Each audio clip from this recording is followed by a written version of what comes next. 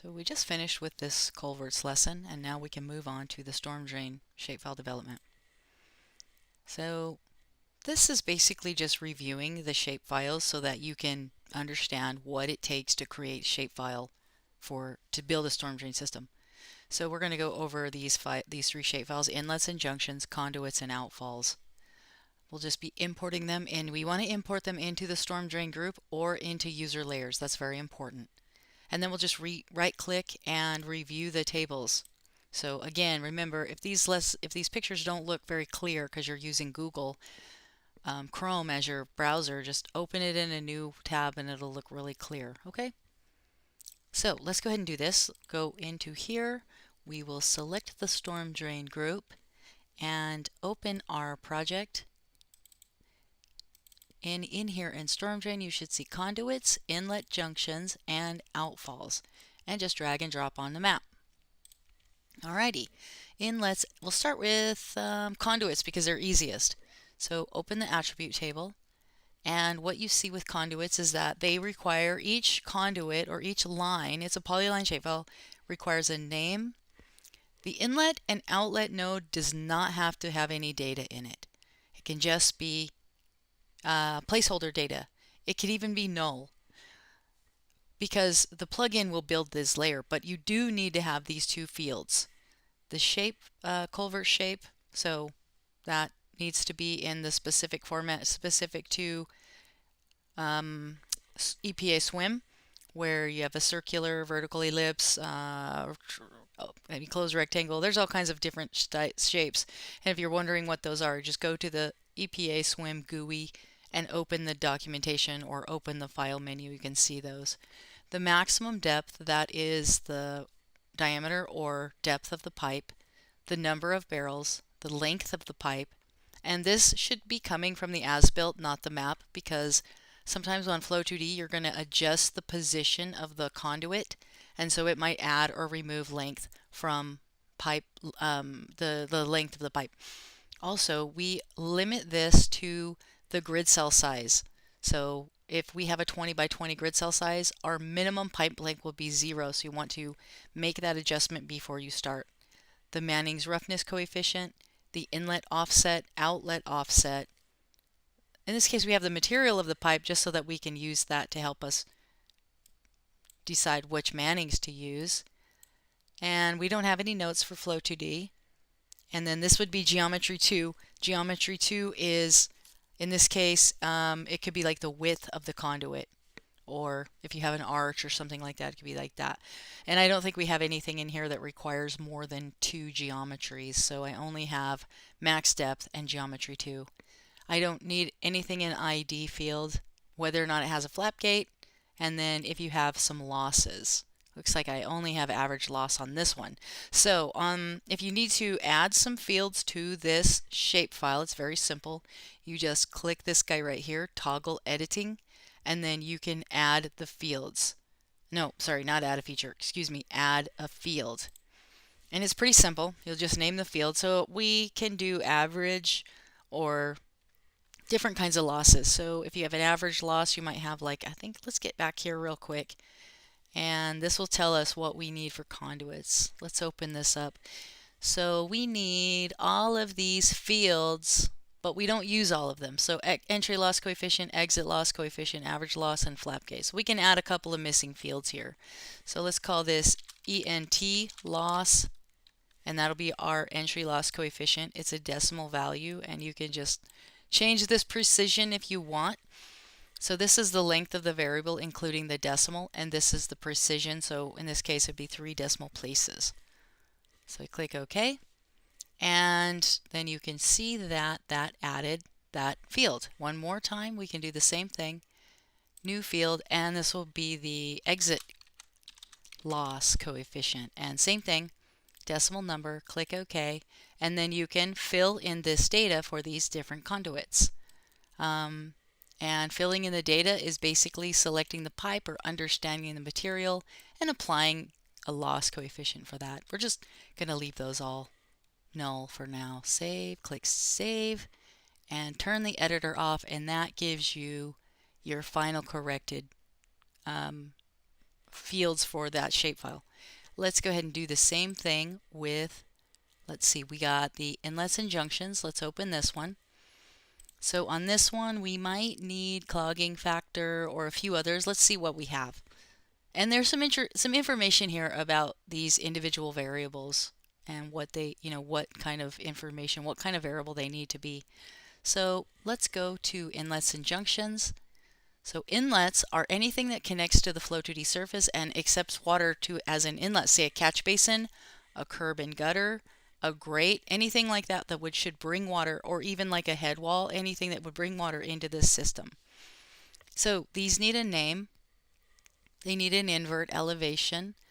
They need a type, and this type, I'll show you what this means in the picture. Now, all of these guys, 1, 2, and let's get over here. 1, 2, 3, 4, and let's see, 5. Some of this information is for the IMP file and some of it is for the Flow 2D. So let's differentiate that right now. So if we come back here, we see that the name is for the INP and the Flow 2D data. The type is for the Flow 2D data. Invert elevation goes in the INP. Maximum depth goes in the INP. Initial depth and surcharge depth go in the INP. And then the data that goes in the swim flow.dat is the length and perimeter. And that would be like the geometry of the opening of the inlet. So if it's length, it would be like the curb side opening length. If it's perimeter, it would be the perimeter of a grate or a manhole opening. And then for width, if it's width, that would be like the, I think that's the sag of a type 2 manhole, or like the kind of like the curb width of the type 2 manhole, and the area of the grate. And then the height would be the height of the opening of the curb side. So like, maybe like 5 or 6 inches. Of course, we do everything in feet. So, like 0.4 to 0.5 feet. And then if you have like a surcharge depth for manholes, I think you can put this here or here for a surcharge depth for manholes. The weir coefficient that's for the Flow 2D data, and the feature switch is for the Flow 2D data.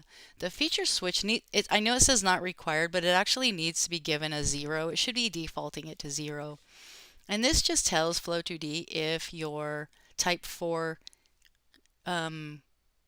inlet is, which is a head wall, or a weird or an odd shaped grate with like a deeper invert elevation. Clogging factor not required, or time for clogging not required. And these go in their own data file, which is like clogging.dat or something like that. Anyway, so these are the kind of completely required fields, and then if you don't need it, it'll say not required. Okay, so let's go check these out and see if we need to add any to these. Let's see. So I think we have everything in here. And so you'll see how we set these up once we get into setting this up with QGIS. And we'll close this one and we'll go to the outfalls. So same thing, outfalls, you need, some of this data goes into the INP and some of it goes into the swim out f.dat. So everything, I think, except this guy goes into swim out f dot, or goes into the INP, and this allow discharge goes into swim out f.dat. So that'll be the node name, invert elevation, whether or not it has a flap gate, the allow discharge. If it's 0, it will just act as a sink, and any water that leaves that outfall will just be leaving the system. If you set that to 1, that means it's going to share discharge back to Flow 2D and back to the grid system. Outfall type is free, fixed, normal, tide curve, or time series. Those are the types of outfalls you can apply. Fixed stage is a real number. Invert elevation is a real number. Flap gate is a switch. It's like a Boolean. And allow discharge is a switch, 0, 1, on, off. Or no, 0, 1 is like, it needs to be 0 or 1. And then if you don't have a tide curve, you can leave this empty. And if you don't have a time series, and this would be like the name of the tide curve and the name of the time series, and that can be left empty. Okay, so let's take a quick look at those. Outfalls are here, open. And I do not think we need to enter anything in here. So we got our name, invert elevation, type, whether or not to allow discharge, rim elevation, maximum depth, flap gate, whether or not it has flap gate. We don't have any flap gates. And sometimes you might have like, this is not a water depth. This is a fixed stage. So just don't let that fool you. That is supposed to be fixed stage, not water depth. I guess if you wanted to fix that, you could do it very quickly. You could edit and delete a field, and then add a field, and we call that fixed stage, and that of course would be a real number. Okay, and I'll just click save, and of course the fixed stage might represent like, you know, a pond or something on a golf course, or I mean they're everywhere in Florida, just a retention pond. That would be your fixed stage. And go ahead and close that. And so you can see, if you see, these are all our outfalls. Conduits, sorry, that's a terrible color. Let's make these a little brighter. Let's just say green. And click apply. And yeah, now you can see them a little better. And these ones, let's go like blue.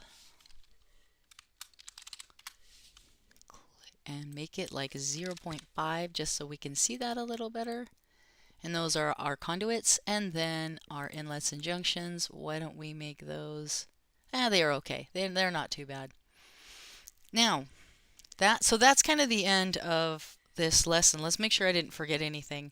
So we already talked about missing columns. We added some columns, and that's the end of the lesson. So then this is storm drain shapefile development. So just a little bit more info, and I'll just leave this link on YouTube. So if you want to watch and learn more about developing this shapefile, this is give you a bit more information. Other than that, we'll just end this video here.